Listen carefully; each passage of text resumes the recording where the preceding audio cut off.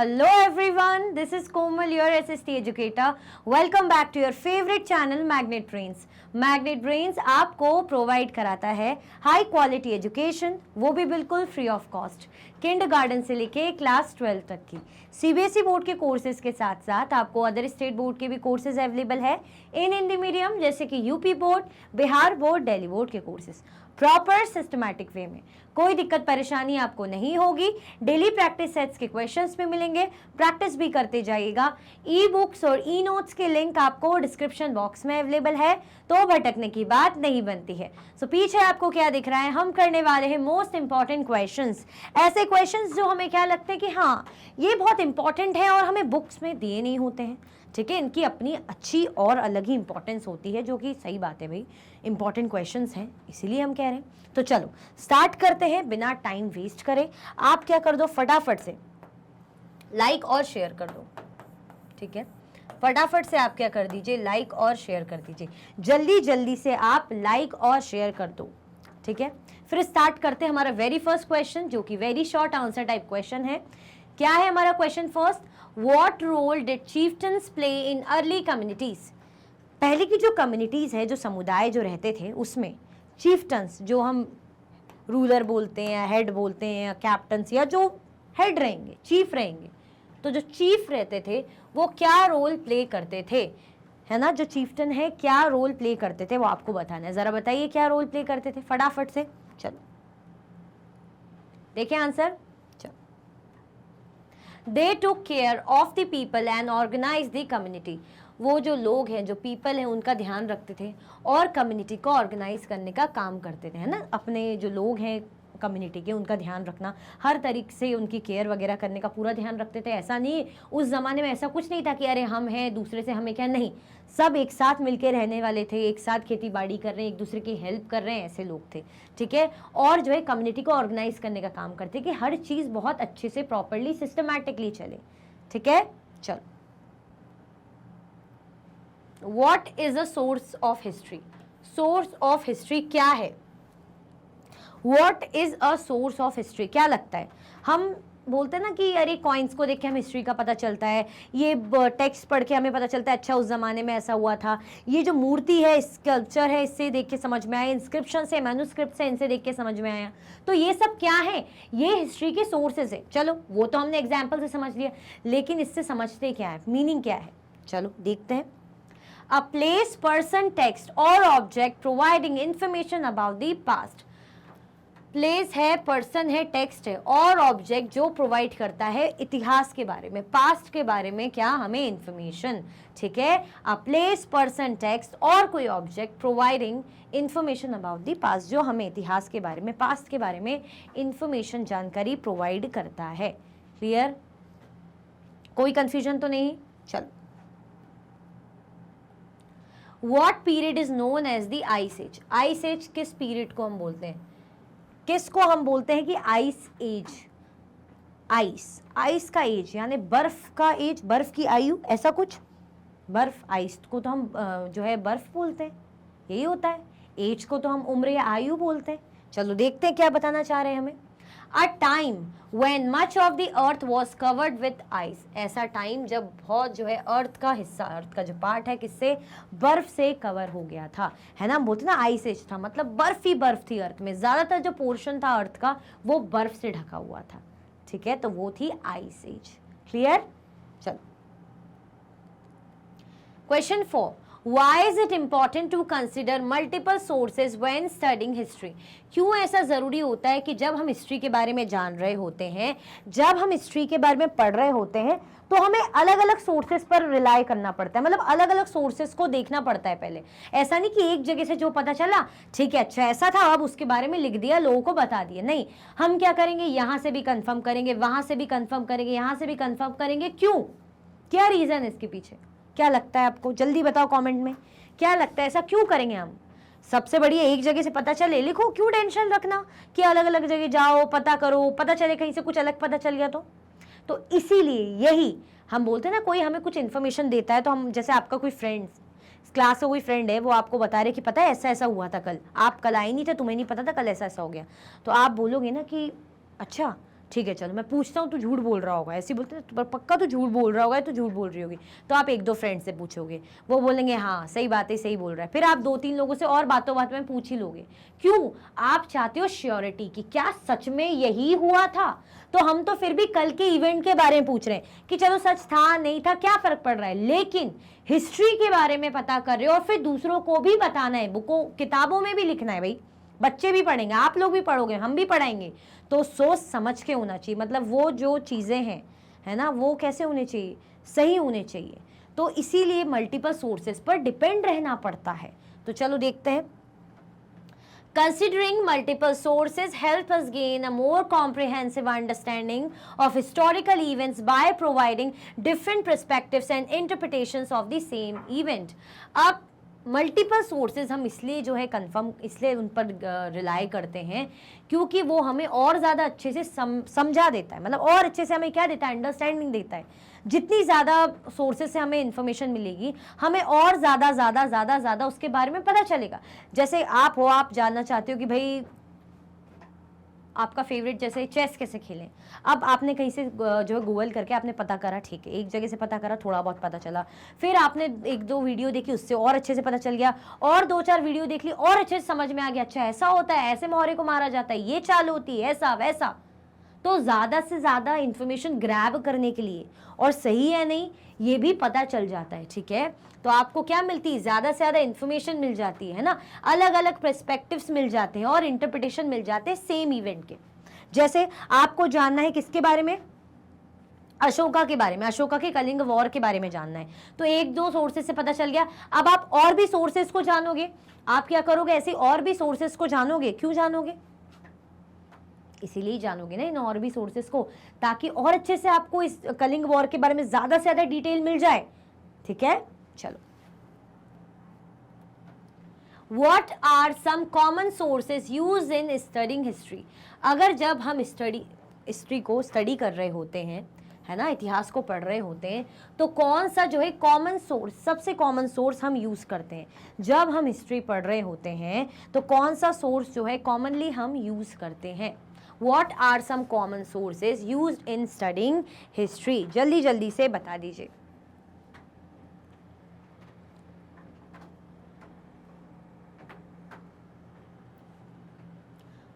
What are some common sources used in studying history? चलो देखते हैं।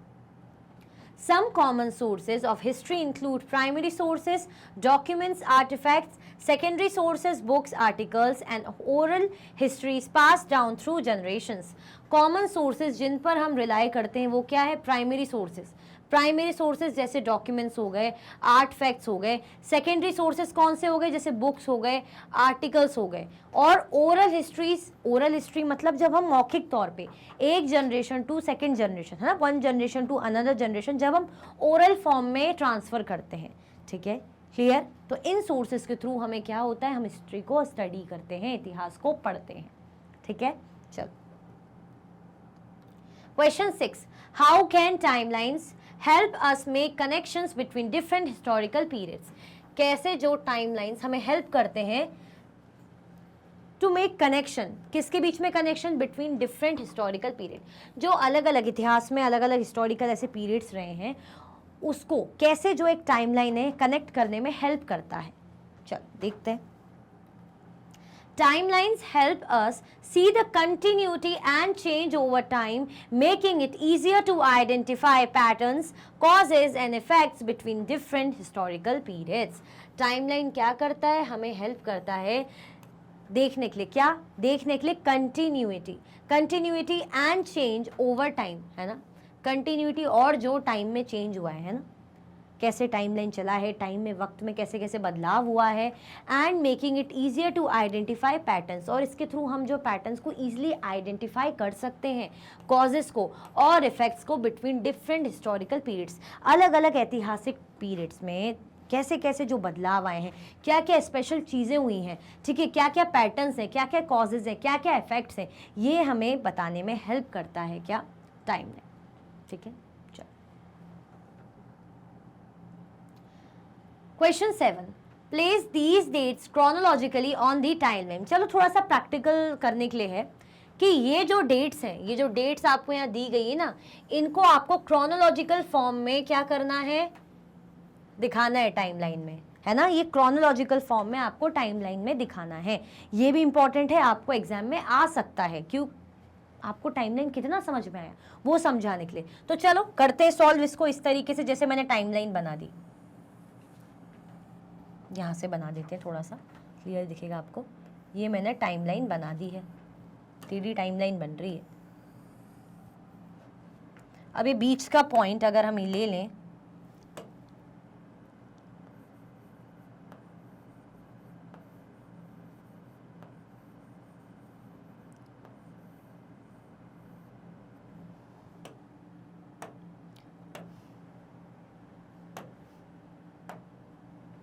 क्या लेते हैं इसको, ये रहेगा हमारा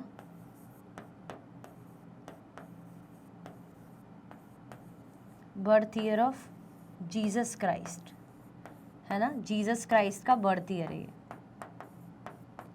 अभी टाइमलाइन में आपको क्या क्या चीज़ें दिख रही हैं, आपको 323 CE दिख रहा है, 323 BCE दिख रहा है, 100 CE दिख रहा है, 100 BCE दिख रहा है, 1900 BCE, 1090 CE दिख रहा है, 2024 CE दिख रहा है। यानी बिफोर कॉमन एरा और कॉमन एरा दोनों मिक्स आपको ऐसे दिए हुए हैं। आपको प्रॉपर टाइमलाइन में उसको सेट करना है। ये हमें बहुत अच्छे से पता है कि कौन सा एरा, जो एरा जीसस क्राइस्ट के जन्म से पहले का है, जो टाइमलाइन जीसस क्राइस्ट के, किसके, जीसस क्राइस्ट के बर्थ के पहले का है, ये वाला टाइमलाइन, वो हम कैसे मेजर करते हैं, उसको हम बोलते हैं BCE, है ना। इस साइड वाले टाइमलाइन को हम क्या बोलेंगे, इस साइड वाले टाइमलाइन को हम बोलेंगे BCE, और ये वाले टाइमलाइन को हम क्या बोलते हैं, इस टाइम लाइन को हम बोलते हैं CE, यानी कॉमन एरा। ये बिफोर कॉमन एरा। CE को हम AD भी बोल सकते हैं, CE को हम AD भी बोल सकते हैं, ऐसे ही BCE को हम BC भी बोल सकते हैं, बिफोर क्राइस्ट भी कह सकते हैं। चलो ये तो कहने वाली बात है। अब इनको टाइमलाइन को हमें सेट करना है, जो कि ज़्यादा ज़रूरी है, तो देखते हैं। अब हमने एक चीज़ और पढ़ी थी कि अगर हम सोच रहे हैं ना कि यहाँ पे अगर एंडिंग होगी, कैसे, अगर यहाँ पे एंडिंग होगी कि 1 BCE है, तो यहाँ पे 0 आएगा, फिर यहाँ पे 1 CE आएगा, तो नहीं, ऐसा नहीं था, 0 नहीं आता। जो ग्रेगोरियन कैलेंडर है वो 0 नहीं रखता, वो डायरेक्टली 1 BCE के बाद सीधे 1 CE दिखाएगा, 0 नहीं दिखाएगा। ठीक है, ये ध्यान रखना, ये हमने पढ़ा था बहुत अच्छे से हमारे चैप्टर में। तो नाउ अब इसको करते हैं सॉल्व। सबसे पहले यहाँ पे अगर हम सीधे सीधे यहाँ पे किसको फोकस करें, पहले BCE को लेते, तो कौन से हमारे BCE वाले, एक ये है BCE, फिर ये है BCE, फिर ये है BCE। चलो ये वाला है, तो यहाँ से शुरू करते हैं। सबसे पहले यहाँ पे ले लेते हैं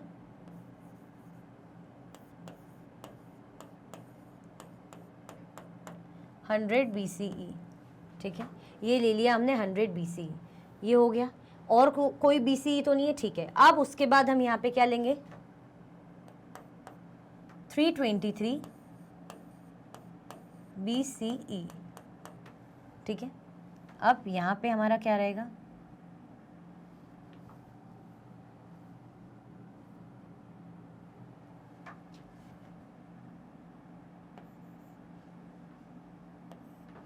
नाइनटीन हंड्रेड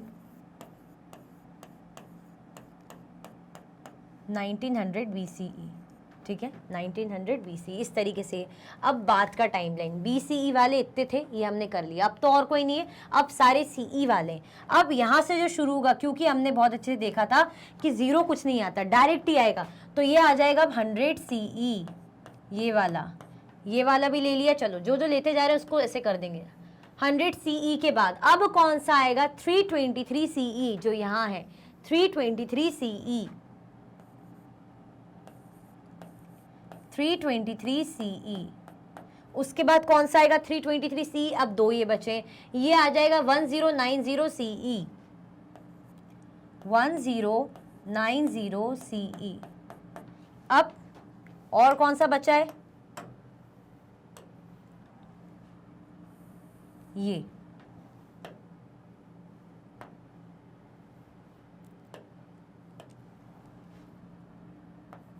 ये लास्ट 2024 CE। क्या है 2024 CE,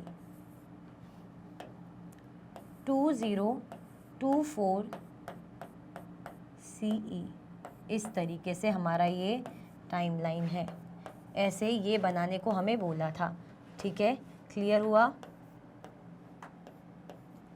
ये आपको समझाने के लिए मैंने क्वेश्चन लिया है, ताकि आपको याद है या नहीं कि भूल गए हो, है ना, याद है या नहीं कि भूल गए हो।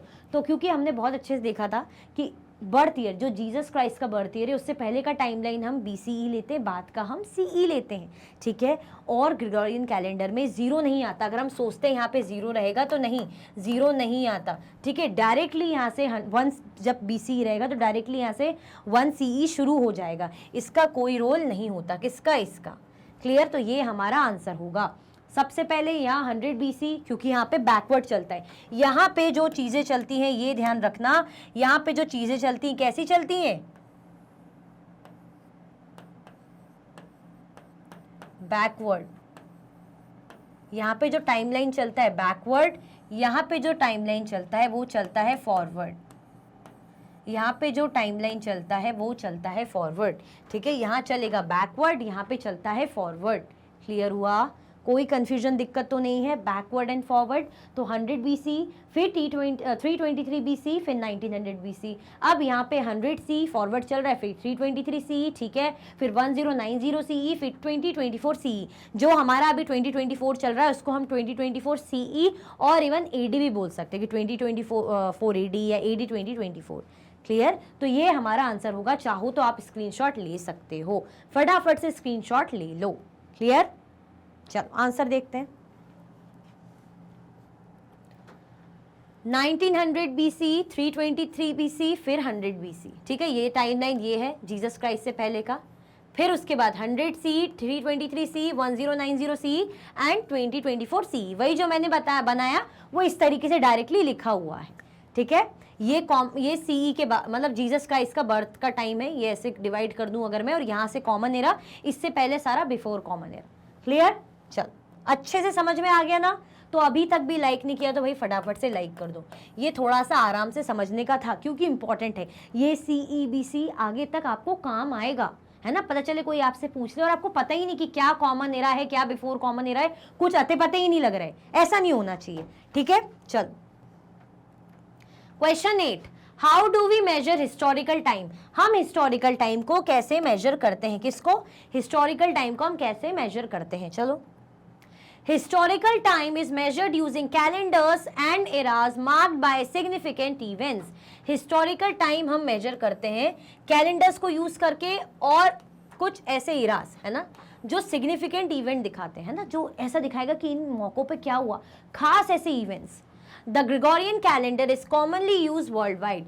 जो ग्रेगोरियन कैलेंडर होता है वो वर्ल्ड वाइड कॉमनली यूज होता है। कौन सा कैलेंडर? ग्रेगोरियन कैलेंडर, वही वाला जो अभी हम फॉलो करते हैं ना, 365 डेज, जनवरी, फरवरी, मार्च, अप्रैल और जनवरी टू अपना जो दिसंबर चलता है, उसी को बोल रहे हैं, वही Gregorian calendar. But other calendars like Hindu, Muslim, Jewish and Chinese are also use. लेकिन साथ में जैसे रिलीजियस जो लोग होते हैं, जिनको अपने कैलेंडर, वो लोग अपनी चीज़ें, अपने त्यौहार वगैरह के लिए फॉलो करते हैं। जैसे हम हिंदूज़ हैं तो हम, जैसे हमें देखना है पूर्णिमा कब है, अमावस्या कब है, ये कब है, ग्यारस कब है, जो भी चीज़ें जो होती रहती हैं, तो हम अपने कैलेंडर में ज़्यादा अच्छे से देख पाएंगे, तो हम अपना भी फॉलो करते हैं। लेकिन वर्ल्ड वाइड वो ग्रेगोरियन कैलेंडर ही फॉलो होता है, जो हम बोलते हैं ना, जो वही वाला जनवरी, फरवरी, मार्च वाला। ठीक है, अब कैलेंडर जैसे हिंदू हो गए, मुस्लिम हो गए, ज्यूइश और चाइनीज, ये भी यूज़ किए जाते हैं साइड बाय साइड, जिसको जो प्रेफरेबल लगे। Historical time is divided into periods such as BCE, before common era, and CE, common era। ये मैं बहुत बार बता चुकी हूँ। जो हमारा historical time है बिफोर कॉमन एरा, यानी जिसको BCE भी बोलते हैं, और कॉमन एरा जिसको CE और AD भी बोलते हैं, एनो डोमिनी, यानी जीसस क्राइस्ट के बाद वाला time, with major events marking the beginning of new eras, है ना। मेजर जो हम इवेंट्स देखते हैं, जो क्या दिखाते हैं कि भाई नए एरा की शुरुआत होती है।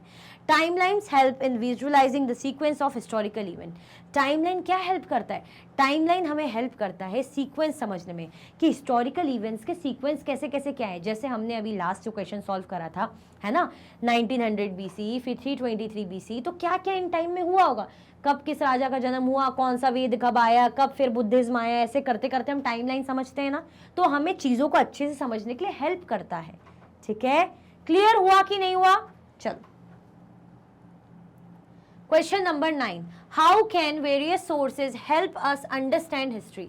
कैसे जो बहुत से सोर्सेज हैं, अलग अलग जो सोर्सेज होते हैं हमें हिस्ट्री को समझने में हेल्प करते हैं। बहुत सारे सोर्सेज हैं, बहुत सारे, तो कैसे यही बहुत सारे सोर्सेज हमें हिस्ट्री को समझने में हेल्प करते हैं, देखते हैं। Various sources such as archaeological finds, literary texts, oral traditions and artistic works help us understand history. बहुत से sources जैसे कौन से हो गए, archaeological finding हो गई, literary texts हो गए, oral traditions हो गए और artistic work हेल्प करते हैं हमें अंडरस्टैंड करने में हिस्ट्री। ये हमें क्या मदद करते हैं? हिस्ट्री को समझने में मदद करते हैं। Archaeologist study physical remains like tools, pottery and buildings. Archaeologist study करते हैं फिजिकल रिमेन्स, है ना, ऐसे रिमेन्स जो फिजिकल रिमेन्स जिनको हम बोलते हैं। कौन से? जैसे कोई टूल्स पड़ा हुआ मिल गया, उसका टूटा कुछ हिस्सा मिल गया तो उसको स्टडी कर रहे हैं, भाई कब का है, कहाँ का है, कब बनाया गया, किससे बनाया गया। कोई पॉटरी मिल गई, उसको स्टडी कर रहे हैं। कोई बिल्डिंग के मलबे टूटी फूटी कोई रिमेन्स मिल गया तो उसको स्टडी कर रहे हैं कि भाई किस जमाने की बिल्डिंग है, ऐसा है वैसा है। Literary sources include ancient manuscripts and historical text. अगर हम बात करें लिटरेरी सोर्सेज की तो ये पुराने मैन्युस्क्रिप्ट और हिस्टोरिकल टेक्स्ट को इंक्लूड करता है। Oral traditions pass down stories and folklore. Oral tradition किसको पास डाउन करता है भाई? स्टोरीज और फोकलोर को। आर्टिस्टिक सोर्सेज जैसे पेंटिंग्स हो गए, स्कल्पचर हो गए, प्रोवाइड करते हैं insight into culture and beliefs of past society. Artistic sources क्या प्रोवाइड करते हैं? मैं पेंटिंग के बारे में, स्कल्पचर के बारे में, जो हमें इंसाइट प्रोवाइड करते कल्चर, उस टाइम की संस्कृति कैसी थी, उनकी आस्था, है ना, उस जमाने की जो सोसाइटी थी वो किस चीज़, उनका बिलीफ सिस्टम कैसा था, किस में मानते थे, उनका कल्चर कैसा था। By gathering information from these diverse sources, historians reconstruct and interpret historical events. In information को गैदर करके, है ना, इतनी जो अलग अलग टाइप की जो इन्फॉर्मेशन है, सोर्सेज हैं, अलग अलग सोर्सेज से इन्फॉर्मेशन को गैदर करके हिस्टोरियन रिकंस्ट्रक्ट करते हैं और इंटरप्रेट करते हैं हिस्टोरिकल इवेंट्स को। मतलब इतने सारे सोर्सेज से वो ढूंढेंगे, देखेंगे कहाँ का क्या है, उनको जोड़ेंगे, उनको स्टडी करेंगे, रिकंस्ट्रक्ट करेंगे पास्ट को, तब जाके फिर हम स्टडी करते हैं, हम रीड करते हैं, हम उन इवेंट्स को फिर अच्छे से समझ पाते हैं। क्लियर? चलो question number 10, how did early humans live? कैसे जो है अर्ली ह्यूमन बींग्स रहते थे, जीते थे।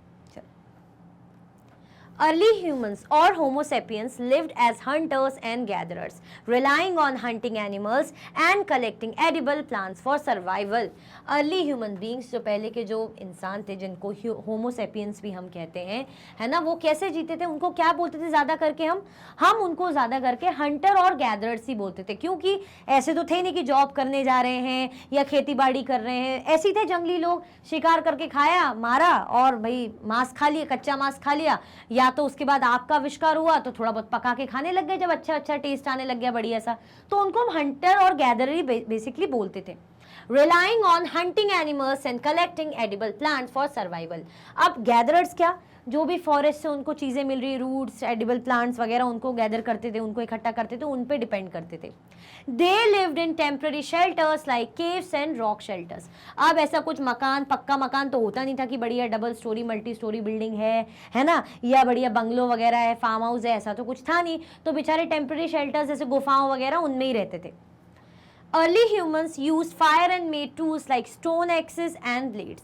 Early humans means भाई जो फायर का, आग का यूज़ करते थे, टूल्स बनाते थे, जैसे पत्थर से जो है हथौड़ी वगैरह, है ना, ये सब कुल्हाड़ी वगैरह बना ली, ब्लेड्स बना ली। They communicated using languages that are now lost and created rock paintings.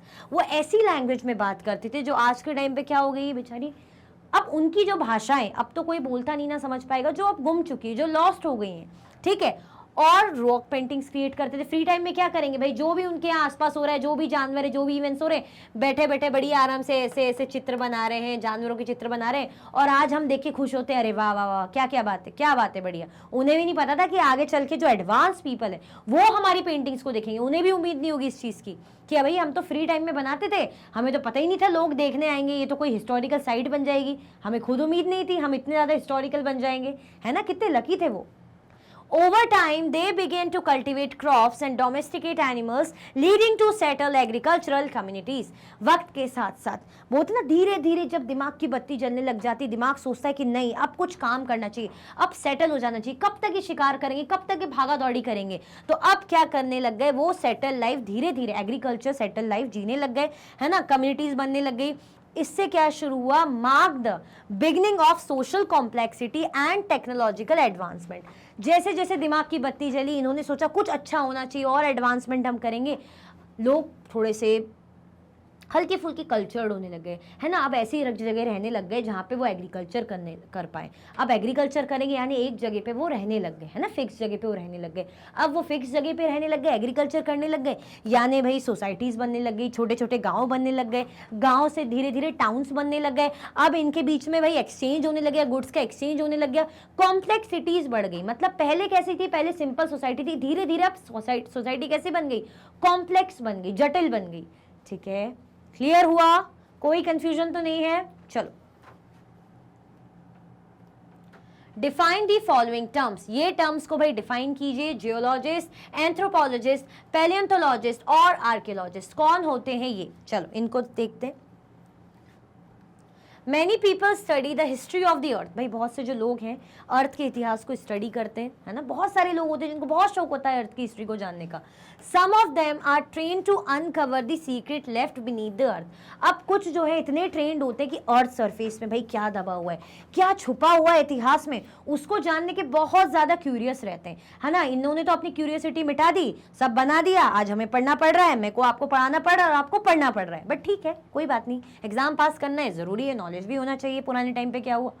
अब ये जो टर्म्स है ना, इनको डिफाइन करना है कि ये लोगों ने क्या क्या किया। जैसे geologist study the physical features of the अर्थ, ये अर्थ के फिजिकल फीचर्स यानी जो नेचर से मिले, जो भगवान ने दिए, ठीक है, प्रकृति से मिले, जैसे माउंटेन्स हो गए, प्लांट्स हो गए, है ना, जो भी चीज़ें उनको स्टडी करने का काम करेंगे। स्टोन्स की स्टडी करेंगे, सॉइल की स्टडी करेंगे, यानी जो हम बोलते हैं ना ज्योग्राफी के अंदर क्या आता है, भूगोल, भूगोल जिसे बोलते हैं, सब नेचुरल फीचर्स आते हैं, चाहे हम अर्थ को पढ़ें, ओशंस को पढ़ें, उसमें माउंटेन्स के बारे में पढ़ें, तो जो स्टडी करते फिजिकल फीचर्स किसके, अर्थ की, जैसे सॉइल की स्टडी कर ली, स्टोन की, हिल्स की, माउंटेन्स की, रिवर्स की, सी, ओशंस और other such part of the earth, तो उनको बोलते हैं हम जियोलॉजिस्ट।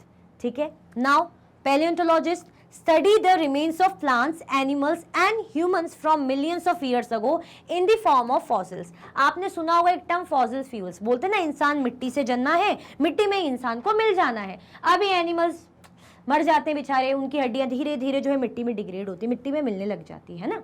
अब या मिट्टी की लेयर्स में भाई उनकी कुछ हड्डियां मिल गई, या प्लांट्स के कुछ रिमेन मिल गए, तो उनको ये स्टडी करने का काम करते हैं। ठीक है, तो उनको हम बोलते हैं पैलियोंटोलॉजिस्ट। ठीक है, चल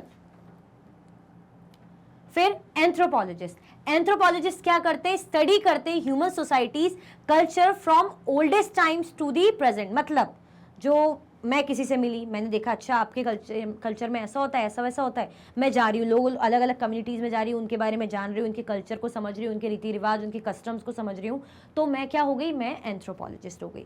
फिर last but not the least हमारे हैं आर्कियोलॉजिस्ट, जो पास्ट की स्टडी करते, कैसे, खोद खोद के जो भी मिलता है, खुदा हुआ होने, कुछ भी टूटा फूटा बिल्डिंग का मलबे मिल गए, है ना, या प्लांट्स या एनिमल्स के बिहाइंड जो भी रिमेन्स मिल गए, टूल्स मिल गए, पॉट्स, फिगराइंस, टॉयज, टीथ मिल गए ह्यूमन, या कुछ भी ऐसे जले हुए अनाज मिल गए, या हाउस के भाई टुकड़े या ब्रिक्स वगैरह, तो इनको जो स्टडी करते हैं फिर हम पढ़ते हैं उसको, उनको बोलते हैं आर्कियोलॉजिस्ट। ठीक है, आगे बढ़े, चल okay, question number 12, have you ever seen old coins, books, clothes, jewelry or utensils in and around your house? What type of information can we gain from such objects or from old houses or buildings? आपने क्या कभी have you ever seen, क्या आपने कभी old coins देखे होंगे, books देखी हैं क्या, क्लोथ्स या ज्वेलरी देखी है, या ऐसे पुराने बर्तन, है ना, अंदर या आपके घर के मतलब घर के आसपास ऐसे रखे रहते हो, घर में इधर उधर कहीं रखे हुए देखे हैं क्या? What type of information can we gain from such objects? अब आपको अगर पुराने कॉइन्स दिख रहे हैं, पुराने बर्तन, आपको लग रहा है कि कितने पुराने होंगे, क्या होगा, तो उनको देखिए क्या इन्फॉर्मेशन हमें मिलती है उन पुरानी चीज़ों को। और फ्रॉम ओल्ड हाउसेज और बिल्डिंग्स, या आपको भाई कोई पुराना घर या पुरानी बिल्डिंग दिख रही है, तो उनसे क्या इन्फॉर्मेशन आपको मिलती होगी, चलो देखते हैं। Yes, I have seen old coins, books, clothes, jewelry and utensils at home. These items provide insights into the past. हाँ भाई, मैंने भाई घर में कई बार पुराने सिक्के, किताबें, क्लोथ्स, ज्वेलरी और बर्तनों को देखा है, यूटेंसिल्स को देखा है, और ये जो आइटम्स हैं इतिहास से जुड़ी हुई काफ़ी चीज़ें मुझे बताती हैं। Coins show us who ruled in earlier times and how money was used. Coins क्या दिखाते कि पहले के ज़माने के जो रूलर हैं, है ना, जो राजा महाराजा हैं, है ना, वो कैसे जो है रूल करते थे, और साथ में कैसे वो मनी का फ्लो चलता था, है ना। Book give us stories and knowledge from the past, और जो बुक्स हैं वो हमें कहानियाँ और जो ज्ञान पास्ट से जुड़ा हुआ, इतिहास से जुड़ा हुआ ज्ञान हमें देती हैं। Clothes reveal fashion trends and social status from different periods. पुराने टाइम के क्लोथ्स हमें दिखाते कि भाई हाँ, उस जमाने का जो ट्रेंड कैसा था, कैसा पहनावा था, है ना, सोशल स्टेटस कैसा था उस जमाने में। Jewellery reflects craftsmanship and it's cultural significance. Jewellery हमें क्या दिखाती भाई, क्राफ्टिंग का, कि क्राफ्ट्समैनशिप कितना अच्छा है ना, कल्चरल सिग्निफिकेंस कितना अच्छा है, सांस्कृतिक उस टाइम पे क्या प्रभाव रहा होगा, कैसी ज्वेलरी बनती होगी, क्योंकि हम ज्वेलरी देखकर भी काफ़ी चीज़ें बता पाते हैं। Utensils tells us about daily life including cooking habits. अब यूटेंसिल्स देख के हमें समझ में आता होगा कि भाई कैसे डेली लाइफ में क्या बर्तन यूज़ होते होंगे, क्या क्या पकाते होंगे, ये बर्तनों में क्या क्या खाना बनाया जाता होगा, कुकिंग हैबिट्स कैसी थी। Old houses and buildings also show us architectural styles and living conditions. पुराने जो घर और बिल्डिंग्स हैं ये हमें क्या शो करते हैं, आर्किटेक्चरल स्टाइल्स और लिविंग कंडीशंस, कि भाई कैसे उस टाइम पे क्या क्रिएटिविटी रही होगी, कैसे घर बनाए जाते होंगे, क्या टेक्निक्स अपनाई जाती होगी, है ना, या पुराने अभी जैसा कुछ है या पहले बहुत अलग था, ये हमें समझ में आता है। लिविंग कंडीशंस कैसी थी, लोग रहते कैसे थे, वॉशरूम वगैरह बने हुए थे कि नहीं बने हुए थे, हाइजीन का कैसा क्या था, ड्रेनेज सिस्टम था या नहीं था, ये सब। These objects help us understand how people lived, worked and thought in earlier times. ये जो ऑब्जेक्ट्स है सब मिलकर हमें क्या बताते हैं, इनसे हमें समझ में आता है कि पहले के लोग कैसे रहते थे, कैसे काम करते थे, और कैसे उस ज़माने में क्या सोचते थे, कैसी थॉट प्रोसेस उनकी चलती थी। तो ये सब देख के हमें इसका समझ में आता है। क्लियर? चलो, question number 13, how do you think understanding the past will help us understand the present world. कैसे आपको ये लगता है कि अगर हम पास्ट को समझ लेते हैं तो ये हमें प्रेजेंट वर्ल्ड को समझने में हेल्प करेगा, है ना। How do you think understanding the past will us understand the present world, मतलब अगर हमने पास्ट समझ लिया तो हमें आज का टाइम समझने में ये हेल्प करेगा, प्रेजेंट को समझने में हेल्प करेगा, ये बताना। चल, understanding the past to understand the present, learning from history. जैसे present, learning from history. Studying past events help us recognize patterns and consequences, allowing us to avoid repeating mistakes. For example, understanding the cause of past conflicts can help in forming better diplomatic strategies today. अब past event अगर हम समझेंगे, है ना, तो उससे हमें समझ में आएगा पैटर्न क्या चलता है, क्या क्या उसके परिणाम हो सकते हैं, कि अरे देखो पहले ज़माने में ऐसा हुआ था, उस ज़माने में उस राजा ने ऐसा करा था या ऐसा कर दिया था, तो देखो उसके बाद उसे मरना पड़ा या उसका सब पूरा किंगडम तबाह हो गया। तो हमें उससे समझ में आता है कि नहीं, ऐसा नहीं करना चाहिए। ठीक है, allowing us to avoid repeating mistakes. ये क्या अलाउ करता है, हमें अलाउ करता है कि हम जो मिस्टेक्स उस ज़माने में उस राजा ने कर दी, किसी ने कर दी, तो हम उसको रिपीट ना करें। For example, understanding the causes of past conflict. जैसे पुराने टाइम पे जो भी विवाद हुए, जो भी कॉन्फ्लिक्ट हुए, है ना, उससे हमें क्या समझ में आएगा, हम आज के टाइम की डिप्लोमेटिक स्ट्रेटजीज बना सकते हैं कि पास्ट टाइम पे भाई ऐसे दो देशों में लड़ाई होती थी या दो राज्यों में ऐसी लड़ाई होती थी, तो आज अगर ऐसी लड़ाई ना हो तो हमें क्या अवॉइड करना चाहिए, क्या स्ट्रैटेजी हमें अपनानी चाहिए। तो पुरानी चीज़ें देख के हमें समझ में आता है। जैसे बोलते हैं ना कि पुराने ज़माने में जो गलतियाँ हुई, या हम मम्मी पापा को बोलते हैं कि भाई आपके ज़माने में आप लोग ऐसी गलती करते थे, हम वो नहीं करेंगे, तो हमें क्या समझ में आता है कि भाई हाँ, ऐसे पहले कर लिया, अब नहीं होना चाहिए। तो पुराना देख के हमें सीख मिलती है। कल्चरल अवेयरनेस, हमें जो है संस्कृति का नॉलेज मिलता है। Knowing about historical events and cultural changes allows us to appreciate the diversity of societies. This fosters tolerance and respect for different cultures and traditions in our globalized world. अगर हम जो है हिस्टोरिकल इवेंट्स के बारे में जानते हैं, cultural changes के बारे में जानते हैं, ये हमें क्या अलाउ करता है, ये हमें अलाउ करता है कि किसके बारे में जानने को, कि जो हमारे समाज में इतनी ज़्यादा विविधता है, डाइवर्सिटी है। This fosters tolerance and respect for different cultures and traditions in our globalized world. ये क्या फोस्टर करता है, ये बढ़ाता है टॉलरेंस और रिस्पेक्ट, है ना, टॉलरेंस हो या रिस्पेक्ट हो, किसके लिए, फॉर डिफरेंट कल्चर्स, अलग अलग कल्चर और ट्रेडिशंस के लिए इन आर ग्लोबलाइज्ड वर्ल्ड। ठीक है, चलो Contextualizing modern issues, many current problems have historical roots. For instance, political boundaries, social structures, and economic system are often shaped by past events. Understanding these origins provide valuable context for tackling modern challenges. अब बहुत से जो ऐसे current problems हैं, आज की जो problems हैं, उनकी जो जड़ें हैं, ऐतिहासिक जड़ें हैं. जैसे हम बोलते हैं ना कि पॉलिटिकल सिस्टम को हम समझें, पॉलिटिकल बाउंड्रीज है ना, ये देश उस देश से ऐसा था, अब अलग हो गया, पहले ऐसा था. तो हम बोलेंगे ना आज जो लड़ाई है, जो एक दूसरे के लिए जो थोड़ा सा चिड़े दो देशों का, तो बोलेंगे कि पुराने टाइम के कारण ऐसा हुआ है ना, यानी पुरानी चीज़ से उसका रिलेशन है. चाहे हम सोशल स्ट्रक्चर की बात करें कि आज जो हमारी इंडिया की कंडीशन है, जो हमारी हम बोलते हैं इंडिया में सोसाइटी है, तो उसका इम्पैक्ट पास्ट से पड़ा हुआ है. इकोनॉमिक सिस्टम है, उसका इम्पैक्ट पास्ट से है. Are often shaped by past event, मतलब पुराने जो बीते हुए इवेंट्स हैं, उनके कारण आज ये कंडीशन हमें देखने को मिलती है. Understanding these origins provide valuable context for tackling modern challenges. हम अगर इनको अच्छे समझ लेते हैं, इन ओरिजिन्स को, ये हमें क्या प्रोवाइड करते हैं, ये हमें वैल्यूएबल कॉन्टेक्स्ट देते हैं, प्रोवाइड करते फॉर टैकलिंग मॉडर्न चैलेंजेस, ताकि हम मॉडर्न चैलेंजेस को आराम से टैकल कर पाएं. मॉडर्न चैलेंजेस को, technological and scientific progress. The histories of scientist and technology shows how past discoveries have shaped today's advancement. जो हिस्ट्री रहती है किसकी, चाहे हम बात करें साइंस की, टेक्नोलॉजी की, जो तकनीक रही है, जो विज्ञान रहा है पास्ट का, वो हमें हेल्प करता है. Shows how past discoveries have shaped today's advancement. आज के टाइम पे जब हम बोलते हैं ना हम इतने एडवांस है, इतने जो है टेक्नोलॉजिकल हैं हम, है ना, इतने ज़्यादा इन्वेंशंस हम कर रहे हैं, तो जो टेक्नोलॉजी है, जो साइंस हमें क्या बताता है, ये हमें बताता है कि कैसे पास्ट का इम्पैक्ट रहा है हम पे, तभी जाके आज इतना एडवांसमेंट है हमारे पास. This recognition helps us appreciate and build upon scientific progress. और ये रिकॉग्निशन हमें हेल्प करता है और अप्रिशिएट करता है, जिसके कारण हम क्या कर रहे हैं, वैज्ञानिक तौर पे, साइंटिफिक तौर पे हम क्या कर रहे हैं, प्रोग्रेस कर रहे हैं, आगे बढ़ रहे हैं. ठीक है, तो ऐसे कर करके पास्ट इवेंट हमारे प्रेजेंट को इम्पैक्ट करता है. क्लियर? चल, personal identity and heritage. Understanding personal and collection histories contributes to a sense of identity and belonging. अब पर्सनल अगर हम या कलेक्टिव हिस्ट्री को ऐसे समझें, क्या समझाता है, क्या हमें समझाने की कोशिश करता है, a sense of identity and belonging, है ना, आइडेंटिटी और sense of belonging. It helps individuals and communities understand their place in the world and their connections to others. ये हमें समझाने की कोशिश करता है, इंडिविजुअल्स और कम्युनिटीज़ को समझाने की कि उनकी प्लेस है ना इस वर्ल्ड में, और इस कनेक्शन, मतलब वर्ल्ड में जो लोग हैं उनसे क्या कनेक्शन है, ये हमें समझाने की, बताने की कोशिश करता है. Learning about the past gave us insight that help us make informed decision, shape our views and guide our actions in the present and future. Past के बारे में समझने से हमें क्या हेल्प मिलती है, हमें इन्फॉर्मेशन मिलती है कि हम कैसे डिसीजन लें, है ना, हम कैसे अपने व्यूज़, अपनी ओपिनियन को भाई शेप दें, गाइड हमारे करें, हमारे एक्शंस को, जो प्रेजेंट और फ्यूचर में हमारी हेल्प करेंगे. ठीक है, चल. Who contributes to all these sources of history?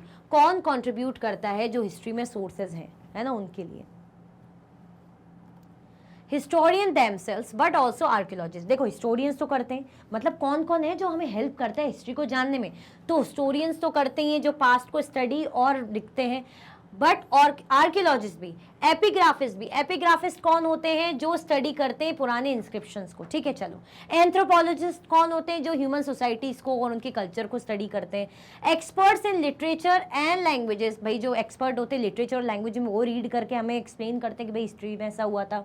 And some मोर, ऐसे ही ये लोग मिलके क्या करते हैं, और भी बहुत, जो हमें इतिहास के बारे में, है ना, जो हमें इतिहास के बारे में जानने में मदद करते हैं.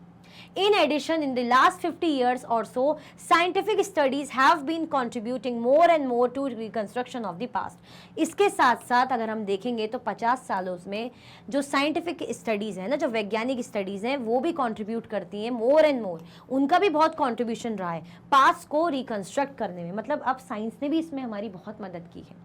For example, studies of ancient climates, chemical studies of excavated materials and studies of genetics of ancient people have provided fresh insight which supplements the more usual sources.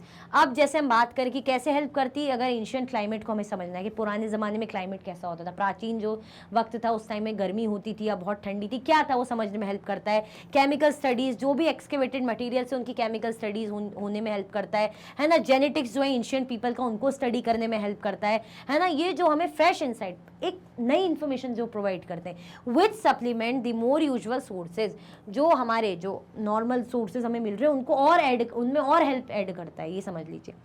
And when historians study recent history, which usually means the last 2 or 3 centuries, अब जैसे जो history होती है ना, historians read करते हैं, हमें बताते हैं लास्ट 2 और 3 सेंचुरीज की, 200-300 सालों पुरानी। साथ में अदर सोर्सेज कौन से हो गए, जैसे न्यूज़पेपर के थ्रू हमें कल परसों की इन्फॉर्मेशन मिल गई है ना, लास्ट फ्यू डिकेड्स की, या इलेक्ट्रॉनिक मीडिया की हमें भाई टेलीविजन के थ्रू या इंटरनेट के थ्रू हमें कुछ पुरानी इन्फॉर्मेशन मिल गई। तो ये सब मिलके क्या करते हैं, हमें हिस्ट्री प्रोवाइड करते हैं। हिस्ट्री को जानने का ये सब सोर्स हैं, चाहे हम साइंटिफिक स्टडीज़ की बात करें, चाहे हम जो न्यूज़पेपर मीडिया की बात करें, चाहे हम एपिग्राफिस्ट या आर्कियोलॉजिस्ट या एंथ्रोपोलॉजिस्ट की बात करें। क्लियर? चलो, question number 15, explain how calendar have been traditionally made in India with an example. Explain करो कि कैसे जो कैलेंडर्स हैं ट्रेडिशनली, पुराने जो है टाइम पे इंडिया में बनाए जाते थे, एग्जाम्पल के साथ। Many Indian calendars rely on the position of the sun and the moon to define the months of the year. बहुत से जो हमारे इंडिया के कैलेंडर्स रहे ना, वो किस पे रिलाई करते थे भाई, सूर्य और चंद्रमा की दिशाओं पे, कि सूर्य की दिशा ये है, चंद्रमा की दिशा ये रहेगी, तो इस दिन ऐसा होगा, इस दिन वैसा होगा, तो सन एंड मून की पोजीशन पे ये रिलाई करते थे। अ पंचांग is a book of tables which list the days of each month along with related astronomical data.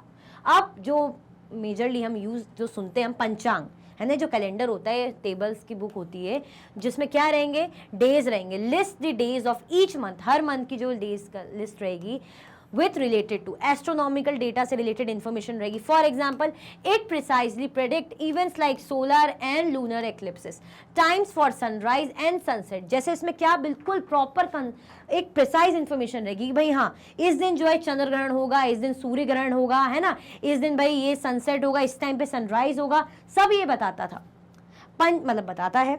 पंचांग still widely use in India. पंचांग जो है आज के टाइम में इंडिया में काफ़ी जो है यूज़ किया जाता है। Often also gives weather prediction, जो हमें वेदर प्रेडिक्शन भी देता है ना, मौसम की जानकारी भी, प्रेडिक्शन भविष्यवाणी भी बता देगा, डेट्स के बारे में, टाइमिंग्स या फेस्टिवल्स के बारे में, और भी बहुत सी इन्फॉर्मेशन इसमें मेंशन रहती है। स्पेशली हिंदूज फैमिली में आपको जो पंचांग आपको ऐसे दिखेगा, उनका जो कैलेंडर रहता है, वो जैसे देखते होंगे ना कि किस दिन अमावस्या है, किस दिन क्या है, तो उसमें आपको दिखेगा, तो वही उसी की बात हो रही है। उसमें पूरा प्रॉपर हर चीज़ मेंशन रहती है, किस दिन सूर्य ग्रहण है, किस दिन पूर्णिमा है, किस दिन अमावस्या है, किस दिन जो है भाई ये है, जो भी चीज़ है सब उसमें मेंशन रहती है। क्लियर? चलो, तो भाई अभी तक भी लाइक शेयर सब्सक्राइब नहीं किया है तो फटाफट से लाइक कर दीजिए। हमारे मोस्ट इंपॉर्टेंट क्वेश्चंस एंड हो गए हैं। आई होप आपको सब कुछ अच्छे से समझ में आया होगा, तो लाइक शेयर सब्सक्राइब करना बिल्कुल भी ना भूलें। अगर आप और भी वीडियो के लेक्चर्स देखना चाहते हैं तो आप मैग्नेट ब्रेन्स के यूट्यूब चैनल, एप्लीकेशन और वेबसाइट से देख सकते हैं। ई नोट्स और ई बुक्स की लिंक आपको डिस्क्रिप्शन बॉक्स में अवेलेबल है। ये सारे हाई क्वालिटी के कोर्सेज हैं, जैसे कि CBSE board, Delhi board, Bihar board, UP board, MP board, Rajasthan board, Vedic maths crash course, spoken English courses अच्छी क्वालिटी में और 100% फ्री अवेलेबल है। आप हमें सारे प्लेटफॉर्म पर भी फॉलो कर सकते हैं, जैसे कि भाई क्या क्या है, यूट्यूब है, फेसबुक है, इंस्टाग्राम है, एक्स है और व्हाट्सएप है। अपना ख्याल रखें, चैनल को सब्सक्राइब करना बिल्कुल भी ना भूलें। Thank you so much for watching.